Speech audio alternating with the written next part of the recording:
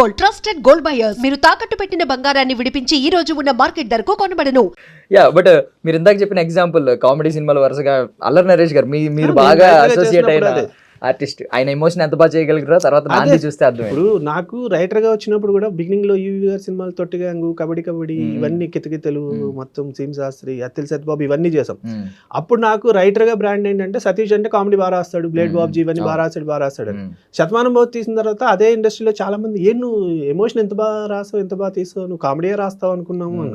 అది రాస్తాను ఇది రాస్తాను సార్. మళ్ళీ శతమానం బాబు తర్వాత ఫ్యామిలీ. అదే సార్ ఇక్కడ ఏంటంటే మనమే మార్చుకుంటూ వెళ్ళాలి, ఆ ఆపర్చునిటీ రావాలి. అది వచ్చినప్పుడు ఏంటంటే మన దగ్గర ఇది రాయగలుగుతాం, అది రాయగలుగుతాం. సింపుల్. అంటే ఇప్పుడు సార్ మీ ఎర్లీ వర్క్ ఇన్ఫ్లుయెన్స్ బాగా ఉంటుంది సార్ మీకు? అంటే ఎందుకంటే నాకు కొంచెం ఇది చూస్తే నాకు పాత ఫ్లేవర్ గుర్తొచ్చింది. నేను స్కూల్ డేస్ లో ఉన్నప్పుడు కొంచెం ఎగ్జైట్ అయిన సినిమాలు, మీ కబడ్డీ మీకు మంచి గుర్తింపు వచ్చింది అప్పుడు.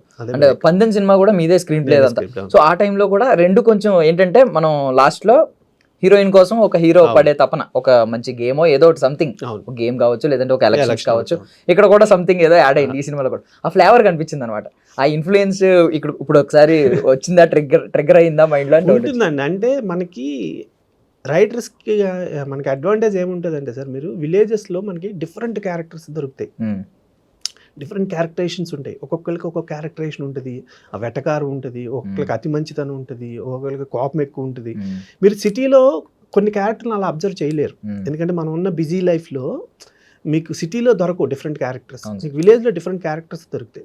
అందుకని మనం విలేజ్ బ్యాక్డ్రాప్ కథలు పెట్టుకున్నప్పుడు తెలియకుండానే కొత్త కొత్త క్యారెక్టరేషన్స్ వస్తాయి. దానివల్ల ఏంటంటే ఈ విలేజ్ కథలు చేసినప్పుడు అరే ఆ సినిమాలో కూడా ఇలాగే ఒక డిఫరెంట్ క్యారెక్టరేషన్ ఉంది, ఈ సినిమాలో కూడా అలాగే ఉంది. ఎందుకంటే మీరు యూవి సినిమాలో అబ్జర్వ్ చేసిన అత్తిల్ సత్యబాబు గానీ డిఫరెంట్ ఉంటాయి క్యారెక్టర్స్. అవన్నీ ఆయన కూడా ఏంటి ఆ వాళ్ళ ఊర్లో చూసినవి, ఇలా చూసినవి అవన్నీ. ప్లస్ హెల్దీ కామెడీకి ఎప్పుడు మనకి విలేజ్లో ఉండే ఒక క్యారెక్టర్లోంచి వచ్చే కామెడీ ఎప్పుడు హెల్దీగా ఉంటుంది. సో అందుకని మీకు ఆ ఫ్లేవర్ కనిపించుండొచ్చు.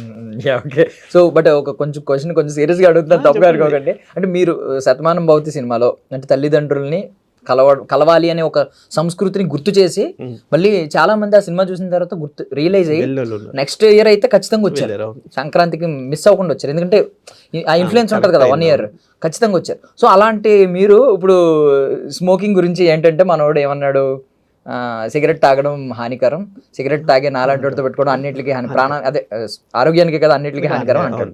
సో కొంచెం ఏదో ఐ మీన్ ఈవెన్ లోగో కూడా మీరు సిగరెట్స్ డిజైన్ చేయించారు, అన్ని చేయించారు. అంటే కొంచెం తెలియకుండానే సిగరెట్ కాల్చేవాడు హీరో అనే ఇన్ఫ్లుయెన్స్ క్రియేట్ అవుతుందేమో అని డౌట్ రావచ్చు. అంటే ఇప్పుడు ఒక రౌడీ ఉన్నాడండి, రౌడీ మంచివాడిగా మారడం కాన్సెప్ట్. ఓకే, రౌడీ టు మంచివాడిగా మారే ప్రాసెస్లో మనం కట్ చేసే ట్రైలర్ కానీ మనం కట్ చేసే టీజర్ కానీ వీడు రౌడీ అనేది ఎస్టాబ్లిష్ చేసేలాగే ఉంటుంది.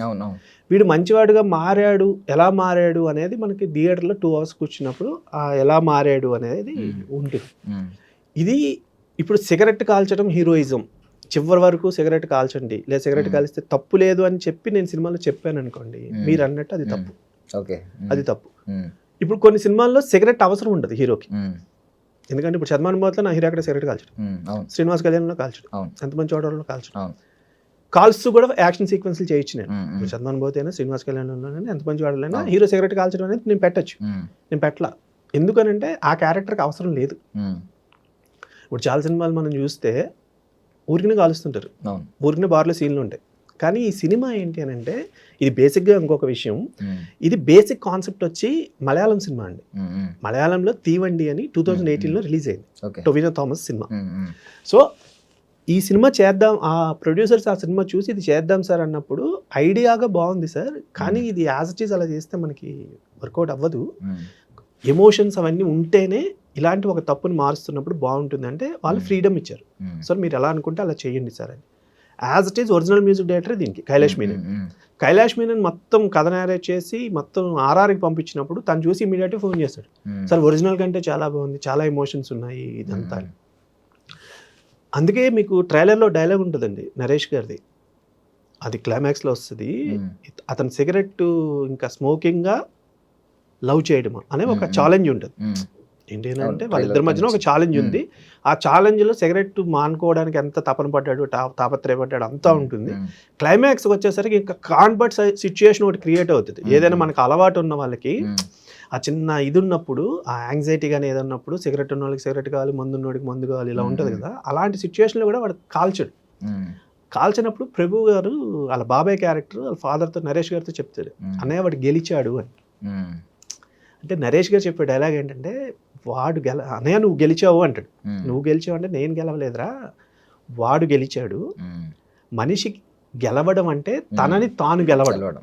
అంటే మన చాలా మందిలో మన సర్కిల్లో అవ్వచ్చు, మనకే అవ్వచ్చు, కొన్ని బ్యాడ్ హ్యాబిట్స్ ఉంటాయండి. వాటిని అందులోంచి మనమే ఓవర్కమ్ చేసుకుని రావాలి. చెప్పేటప్పుడు నేను 100 చెప్తాను, కానీ మారాల్సింది ఎవరు మారాలో వాళ్ళు మారాలి. ఇప్పుడు మీరు ఎలా ఎందుకున్నారండి అని మీరు నన్ను అడిగారు అనుకోండి, అవును సార్ నాకు తెలుసు నేను మారాలి అంటారు, కానీ మారే బాధ్యత నాది. సో సిగరెట్ మీద కథ, కానీ సినిమా మొత్తం మీరు సిగరెట్లు కాల్చండి, సిగరెట్ కాల్చకుండా ఉండకండి, సిగరెట్ కాల్స్తే మీలో హీరోయిజం వస్తుంది అని ఇంక మీరు చెప్పిన డైలాగ్ అంటారా, కమర్షియల్ మీటర్ డైలాగ్ అంతే తప్ప మీకు సినిమాలో ఎక్కడ సిగరెట్ కాల్చడం హీరోయిజం అలా ఉండదు. ఎందుకంటే హీరోయిన్ ఎప్పుడు కనిపించిన సిగరెట్ మానేమంటూ ఉంటుంది, రావు రమేష్ ఎప్పుడు చెప్తూ ఉంటాడు వాడికి సిగరెట్ అంటే సిగరెట్ అనేది బ్యాడ్ హ్యాబిట్, దాన్ని ఎందుకు పట్టుకుని ఎలా ఆడుతున్నారు అనేది మేము చెప్పాం. సో డెఫినెట్గా చూసిన వాళ్ళలో ఒక సెక్షన్ అయినా ఎందుకు అంత ఎడిక్ట్ అవుతాము అనేది డెఫినెట్గా ఆలోచిస్తాం. ఓకే, సో మీరు ఇప్పుడు మలయాళం సినిమా ఒకటి చెప్పారు సార్, తీవండి, అది బాగా హిట్ అయింది సార్. హిట్ అయింది అక్కడ. సో థింగ్ ఏంటంటే ఇప్పుడు జనరల్లీ మామూలుగా చెప్తున్నప్పుడు ఈవెన్ మ్యూజిక్ డైరెక్టర్ గారే మీకు చెప్పారన్న దానికన్నా బాగుంది, ఎమోషన్స్ బాగా యాడ్ అయినాయి అని. సో రెగ్యులర్గా మనం వినేది ఏంటంటే మలయాళం సినిమా అంత ఒకే చిన్న పాయింట్నే పట్టుకుని చాలా స్లోగా నెరేట్ చేస్తారు, బట్ ఇక్కడ వాళ్ళు ఏంటంటే దాన్ని చాలా గొప్పగా చూస్తారు. అదే సినిమా మనం ఎలా తీస్తే సీరియల్ లా ఉందని కమెంట్ చేస్తారు అని అంటారు. దాన్ని మీరు అగ్రీ చేస్తున్నారు సార్? అగ్రీ అండి. అంటే ఎందుకు సార్ అంటే పొరిగింటి పుల్లకూర మనకు రుచి అలా కాదు. ఇప్పుడు మీకు ఏమవుతుంది అంటే సార్, ఈవెన్ మనమైనా మీరైనా నేనైనా కూడా ఇప్పుడు ఇంగ్లీష్ సినిమా రిలీజ్ అయింది అనుకోండి, మనం థియేటర్లోకి అడుగు పెట్టేటప్పుడు మన మైండ్ సెట్ ఎలా ఉంటుందంటే నేను ఇంగ్లీష్ సినిమా చూస్తున్నాను, సో ఇంగ్లీష్ సినిమా 1.5 hours ఉంటుంది, వీళ్ళు యాక్షన్ బ్లాక్స్ బాగుంటాయి, ఇలా మనకు ఒక ఐడియా ఉంటుంది కదండి. మలయాళం సినిమా, ఇది మలయాళం సినిమా అని మనం చూస్తున్నప్పుడు మనం మెంటల్గా ఒకటి ఫిక్స్ అయ్యి ఉంటాం, వీళ్ళు స్లో నేరేషన్ ఉంటుంది, వీళ్ళు మెల్లిగా మాట్లాడుకుంటారు, ఒకే చిన్న పాయింట్ని ఒక అరగంట 2 గంటలు మెల్లగా చెప్తారు. సో మనకి మెంటల్గా ట్యూన్ అయ్యి ఉంటాం. మీకు ఎప్పుడైతే ఒక రీమేక్ చేస్తున్నామన్నారో వాళ్ళకి ఏంటంటే మనకు రీమేక్ చేస్తున్నారంటే ఏంటి, ఇప్పుడు దాన్ని మారుస్తున్నామని. ఇప్పుడు చాలా మంది కింద కామెంట్స్ పెడతారు కొంతమంది, మళ్ళీ డబ్బింగ్ చేస్తున్నారని. అది డబ్బింగ్ కాదు బాబు, రీమేక్. డబ్బింగ్కి రీమేక్కి కూడా కొంతమందికి తేడా తెలియదు. సో రీమేక్ చేసినప్పుడు ఏం చేస్తారంటే అండి, మన నేటివిటీకి ఎంతవరకు మారుస్తున్నారని చూస్తారు. ఇప్పుడు నేను గబ్బర్ సింగ్ స్క్రీన్ ప్లే చేశాను. అయ్యో సార్ యాక్చువల్లీ ఇది మీరే సృష్టించింది, రీమేక్ మీద ఇక్కడ కొంచెం ఇంట్రెస్ట్ క్రియేట్ చేసింది మీ సినిమాలే. So Gabbar Singh screen play చేసినప్పుడు మేము కూర్చుని హరీష్, నేను, రమేష్ రెడ్డి గారు ఇంకో స్క్రీన్ ప్లే రైటర్, ముగ్గురం కూర్చుని ఫస్ట్ దబాంగ్ చూసి ఇందులో మనకి ఏమొద్దు, తెలుగు ఆడియన్స్కి ఏముంటే నచ్చదు అనేది అవి తీసేసి పవన్ కళ్యాణ్ గారి ఇమేజ్కి ఏం కావాలో అవి యాడ్ చేసాం. సో అట్లా మన తెలుగు ఆడియన్స్కి ఏం కావాలి అనేది కనుక మనం కరెక్ట్గా చేయగలిగితే మిస్ఫేర్ అవ్వండి.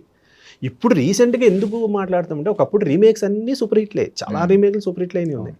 ఇప్పుడు ఏంటంటే ఓటీటీ వచ్చేస్తుంది సార్, ప్రతి వాళ్ళకి యూట్యూబ్లోను ఓటీటీలోను ఆల్ లాంగ్వేజ్ మూవీస్ చూసేస్తున్నారు. సో ఆల్రెడీ చూసేసిన తర్వాత కొంతమంది ఏంటంటే అసలు ఇంత మంచి సినిమాని వీడు ఏం తీసి ఉంటాడు అనేది కొంతమంది చూస్తారు. చూడని వాళ్ళు ఏంటంటే ఓకే ఒరిజినల్ సినిమా ఇంకా వేరేగా ఉందేమో, వీళ్ళు మార్చారేమో.